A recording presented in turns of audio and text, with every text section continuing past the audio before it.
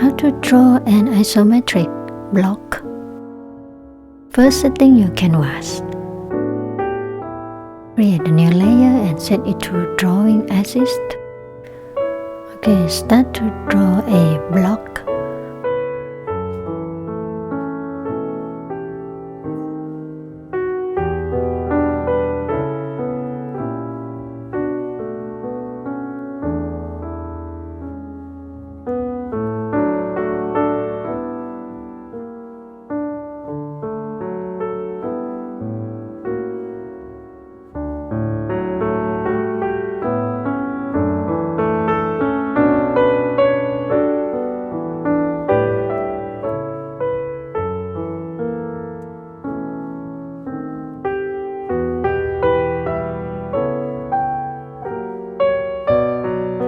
Next, adding a balcony.